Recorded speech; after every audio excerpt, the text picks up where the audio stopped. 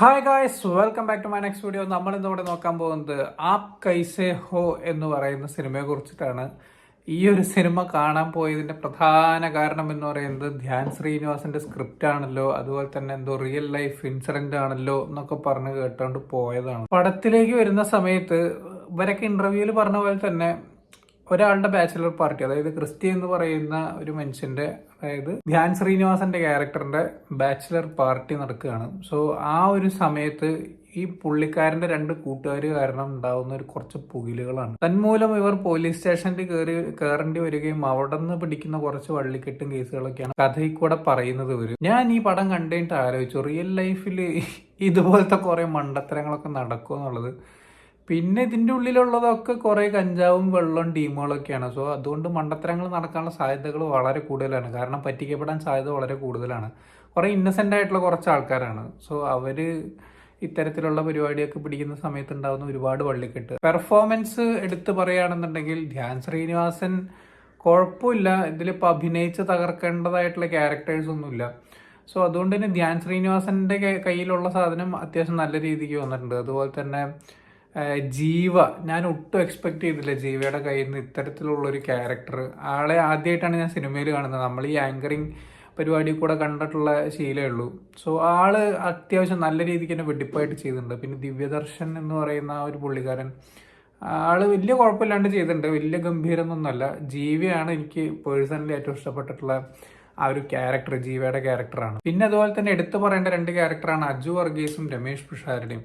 ഇവർ രണ്ടുപേരും സെക്കൻഡ് ഹാഫിൽ വരുന്നതോട് കൂടിയിട്ടാണ് പടം ഒന്ന് എൻഗേജ്ഡ് ആവുന്നത് എനിക്ക് തോന്നിയിട്ടുള്ളത്. കാരണം ഇവർ പിടിക്കുന്ന പുലിവാലുകളൊക്കെ ഇന്റർവെല്ലോട് കൂടിയിട്ടാണ് തുടങ്ങുന്നത്.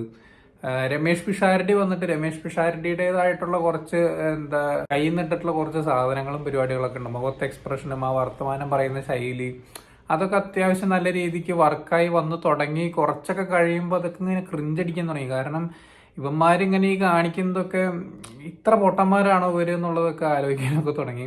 കുറച്ച് പൈസയുടെ കാര്യങ്ങളൊക്കെയാണ്. അപ്പോൾ അതൊക്കെ ഇത്ര പബ്ലിക്കായിട്ട് ഇങ്ങനെയൊക്കെ കാണിക്കുമോ എന്നുള്ളതൊക്കെ തോന്നി. കാരണം എനിക്ക് ഈ പോലീസ് സ്റ്റേഷൻ ഒന്നും കണ്ട് വലിയ പരിചയമൊന്നുമില്ല. സോ അതുകൊണ്ട് എനിക്ക് അതിനെപ്പറ്റി വലിയ ധാരണയൊന്നുമില്ല. പക്ഷെ എന്നാലും കാണിക്കുന്നത് കുറേ ഓവർ ദ ഡോസ് മണ്ടത്തരങ്ങളായിട്ടാണ് എനിക്ക് പേഴ്സണലി തോന്നിയിട്ടുള്ളത്. പക്ഷെ എന്നാലും കുഴപ്പമില്ല. രമേഷ് പിഷാരടിയുടെ ആ ഒരു കാട്ടായങ്ങളൊക്കെ കൊണ്ട് സെക്കൻഡ് ഹാഫ് ഒന്ന് എൻഗേജ്ഡ് ആയി. അതിനേക്കാളൊക്കെ എനിക്ക് ഇഷ്ടപ്പെട്ട ഒന്ന് രണ്ട് സീൻ എന്ന് പറയുന്നത് ATM മെഷീൻ്റെ അകത്ത് വെച്ചിട്ടൊരു പരിപാടി ഉണ്ട് ഇതിനകത്ത്. അത് അത്യാവശ്യം നല്ല വെള്ളമാണ്. വെള്ളത്തിന്റെ പുറത്ത് ചെയ്യുന്ന കുറച്ച് മണ്ടത്തരങ്ങളുണ്ട്. അത് എനിക്ക് അത്യാവശ്യം നല്ല രീതിക്ക് എനിക്ക് ഇഷ്ടപ്പെട്ടു. അത് കഴിഞ്ഞിട്ട് ഈ ATMന്റെ അകത്ത് വെച്ചിട്ട് ഒരു പരിപാടി ചെയ്യുന്നുണ്ടെന്ന് പറഞ്ഞല്ലോ, ആ പുള്ളിക്കാരനോട് തന്നെ എന്താ ശരിക്കും തന്റെ കേസ് എന്ന് ചോദിക്കുമ്പോൾ എന്ന് പറയുന്ന ഒരു എക്സ്പ്രഷൻ ഇടുന്ന ഒരു സീനുണ്ട്. അതാണ് എനിക്ക് ഏറ്റവും കൂടുതൽ ഇഷ്ടമായിട്ടുള്ള ഒരു സാധനം. പിന്നെ അതുപോലെ തന്നെ വീണയുണ്ട്. വീണ നേരത്തെ ഏറി കയറിയ പോലെ ജീവ പറഞ്ഞ പോലെ പടത്തിന്റെ ടൈലന്റിന്റെ അങ്ങേ എൻഡില് ഒരു രണ്ട് സീനുണ്ട് 36. അത് വളരെ ബോറായിട്ടാണ് എനിക്ക് തോന്നിയത്. വീണയുടെ ആ ഒരു സീക്വൻസുകളൊക്കെ വൻ വെറുപ്പിക്കലായിട്ടാണ് തോന്നിയത്. ആകെ ഒരു പൊട്ടം കടിച്ച പോലത്തെ കുറെ വർത്താനങ്ങളും കുറെ സീക്വൻസുകളുമാണ് അത്. എന്നെ സംബന്ധിച്ച് എനിക്കിത് ആക്ച്വലി അത് അങ്ങനെ ആവശ്യമുണ്ടെന്ന് തന്നെ തോന്നിയിട്ടുണ്ടായിരുന്നില്ല. പിന്നെ അതുപോലെ തന്നെ തൻവീറാമിന്റെ ക്യാരക്ടറിനോടാണ് തോന്നുന്നു, ആ 36യുടെ ക്യാരക്ടറിനോട് ഒരു 3 ലക്ഷം രൂപ കടം ചോദിക്കുന്നുണ്ട് പാതിരാത്രിക്ക് വിളിച്ചിട്ട്. ഈ ജീവയുടെ ക്യാരക്ടറും ദർശന്റെ ക്യാരക്ടറും ഒക്കെ പാടെ കൂടിയിട്ട് ഒരു 3 ലക്ഷം രൂപ വേണം എങ്ങനെയെങ്കിലും ഒപ്പിച്ചേരാന്ന് പറയുന്നുണ്ട്. അപ്പൊ ഈ രാത്രി ബാത്റൂമിന്റെ ഉള്ളിൽ കയറിയിട്ടാണ് വിളിക്കുന്നത് കേട്ടോ. 3 ലക്ഷം രൂപ ഞാൻ എങ്ങനെയാ ഉണ്ടാക്കുക എന്നൊക്കെ ചോദിച്ചിട്ട് അപ്പൊ തന്നെ ഭർത്താവ് വന്നിട്ട് വാതിലുമേ തട്ടിയിട്ട് ഇങ്ങനെ ഒരു സൈക്കോ നോക്കണ പോലെ നോക്കി നിൽക്കും.